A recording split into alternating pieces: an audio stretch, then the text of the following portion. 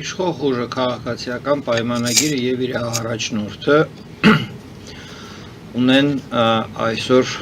նվազագույն աջակցություն հանրային եւ գտնվում են ճգնաժամի մեջ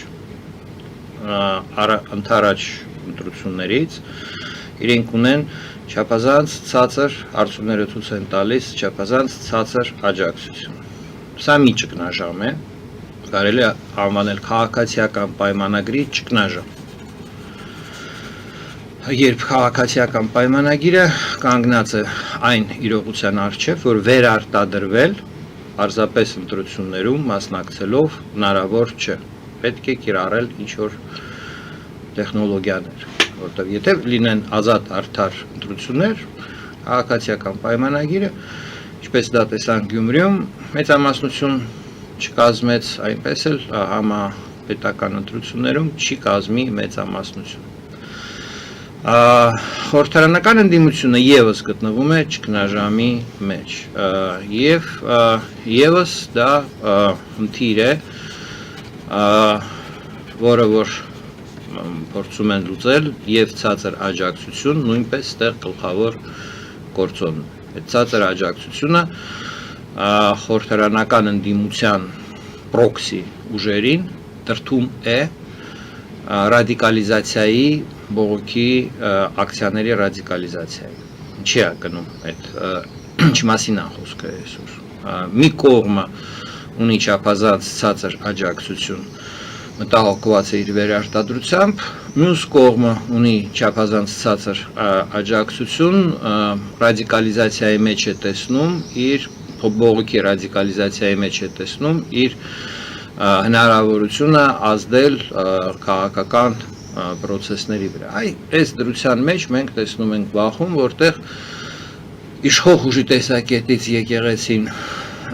մի քանի պատճառով խոչընդոտ է, այստեղ արդեն մենք պիտի վերլուծենք իսկ քաղաքականությունը որն է, այսօր իշխող ուժի քաղաքականությունը, գիտեք բոլորը, արեկամական հարաբերություններ հաստատել Թուրքիայի եւ Ադրբեջանի հետ, գինը նույնպես բոլորը գիտեն, մերժեց Նիկոլ Փաշինյանը Արցախի ինքնորոշման իրավունքը, ժխտում է ցեղասպանությունը, սա է գինը Թուրքիայի եւ Ադրբեջանի հետ բարեկամական հարաբերություններ հաստատելու, ինչ որ այլ մանր-մունր զիջումներ կամ ոչ մանր-մունր Բայց սա այն կուրսն է, որը որ առաջ է տանում այսօրվա կառավարությունը։ Հայ առաքելական եկեղեցին պատմականորեն հանդիսանում է հայ ժողովրդի ազատության, օրինական շահերի պաշտպան։ Ինչպես ինքն է դա հասկանում։ Իհարկե, այստեղ պիտի լինի գաղափարական կոնֆլիկտ։ Եկեղեցին չի կարող սպասավոր դառնա Նիկոլ Փաշինյանի քաղաքականության։ Պարզապես չի կարող, նա կդադարի այդ դեպքում եկեղեցի հայ առաքելական եկեղեցի լինելուց, կարող է այլ եկեղեցի դառնալ։ Եվ այս երկու հանգամանքը քաղաքական ճգնաժամները ընդդիմության եւ իշխող ուժի, այն որ իրենք հանրության վստահությունը կորցրել են համապատասխան զանգվածների, պետական կուրսը, որը որ իրականացնում է այսօրվա կառավարությունը, բերեցին այս անխուսափելի պետք է բերեին այս կոնֆլիկտի։ Փաստորեն սա Այսպես ակադեմիական ներկերով ձեզ ներկայացրեցի պատկերը։ Այո, դուք ասացիք, որ կա երկու ուժերն էլ, եւ իշխող ուժը եւ ընդդիմությունը ճգնաժամի մեջ են, եւ սա մենք ականատես ենք երկու ճգնաժամի մեջ, ըստ ձեզ, երկու ճգնաժամի մեջ գտնվող քաղաքական ուժերի բախման։ Այո։ Ռեժիմը հոգեվարքի մեջ է, հայ ժողովուրդը մերժում է այսօրվա իշխանությունների քաղաքականությունը։ Եվ իշխանությունների ասացիք դա ցույց է տալիս հարցումները, այսինքն կուրսը պետական հայտարարած, որը որ իրականացնում է Փաշինյանը, մեծամասնության կողմից մերժվում է։ Լավ։ Դրա համար ինքը չունի հանրային օժանդակություն, իսկ խորհրդարանական ընդդիմությունը չունի հանրային օժանդակություն նախորդ տարիներին իրենց կառավարման ձեռք բերված բացասական բարձր ռեյտինգի, այդպես են ասում, պատճառով խորը անվստահությունը այդ ուժերի նկատմամբ։ Ինչ է անում եկեղեցին այս դեպքում։ Եկեղեցին իր դիրում է, իր տիրույթում է, ապրում է իր կյանքով, ինչ պիտի անի եկեղեցին։ Եկեղեցին խոչընդոտ է երկրում տարածել գաղափարախոսություն, որ պետք է շղթել ցեղասպանությունը, ինչ լավ է, որ մերժեցինք Արցախի ինքնորոշման իրավունքը, ինչ լավ է, որ արցախցիներին էթնիկ զտման ենթարկեցին, այդ բաներին եկեղեցին չի կարող աջակից լինել։ Ինքը իր համար առանձին իր կյանքով ապրում է։ Իշխանությունների համար դա խոչընդոտ է։ Իշխանությունը երևի կուզենար, որ կաթողիկոսը դիմեր ժողովրդին, ասեր պետք է շղթել ցեղասպանությունը, մերժել Արցախի իրավունքները։ Կա տեսակետ, որ եկեղեցին այնուամենայնիվ, ինչպես դուք ասում եք, պետք է զբաղվի իր գործունեությամբ, իսկ հիմա եկեղեցին զբաղվում է քաղաքականությամբ։ Դրան ինչ եք պատասխանում։ Ընտրությունը, ի նկատի ունեք Լևոն Տեր-Պետրոսյանի նախաձեռնությամբ կարծեմ թե հանդիպումները վեղափարի մոտ եւ այլն եւ դա նկատի ունի։ Դե հասարակությունը դա տեսնում է եւ ձեր մեկնաբանությունն է սպասում։ Ես չեմ կարծում, որ մեր երկրում եկեղեցին հանդիսանում է ընդդիմադիր աշխատանքի, ընդդիմադիր պայքարի կազմակերպիչ կենտրոն։ Այն փաստը, որ Բագրատ Սրբազանը գլխավորեց այդ Սրբազան Թավշի պաշտպանություն, Սրբազան շարժում եւ այլն, այդպիսի հիմքեր չի տալիս ինձ մտածելու, եթե դա է։ Դա է իմ հարցը։ Հստակ է ինձ համար, եկեղեցին մեր երկրում այդ պայքարում չկա։ Իսկ եթե շարունակել այդ, այսպես ասած, գիծը հետևելով քրեական հետապնդումների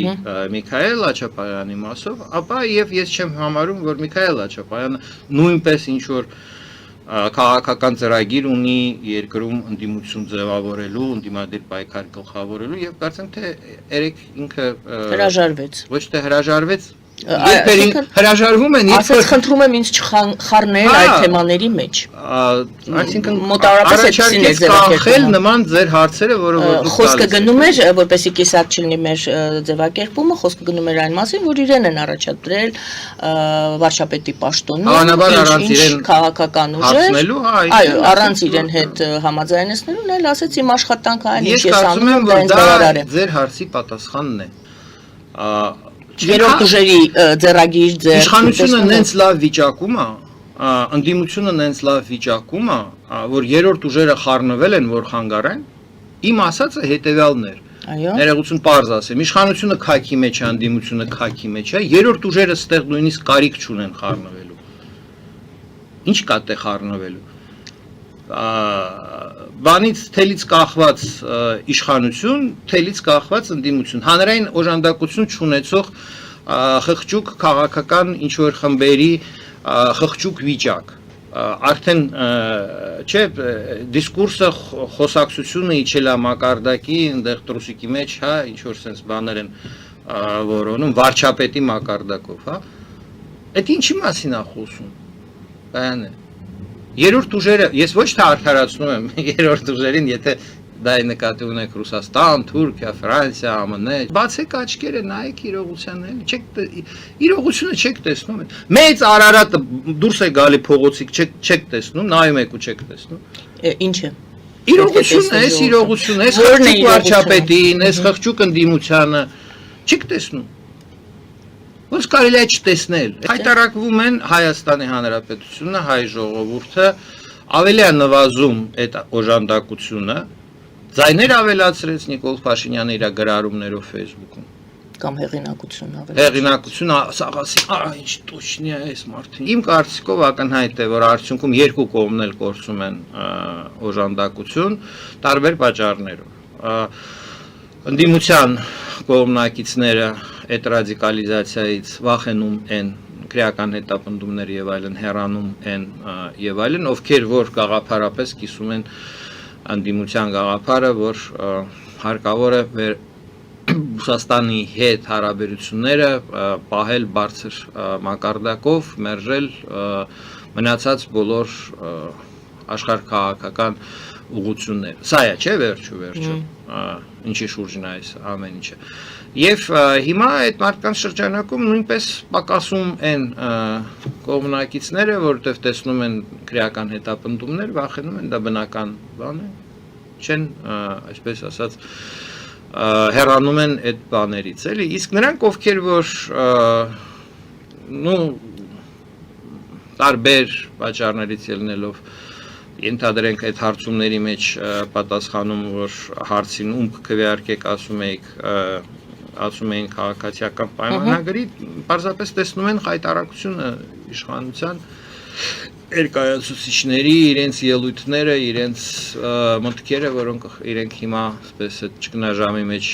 հպճ արտահայտում են եւ հիասթափվում են ավելի եւ ավելի։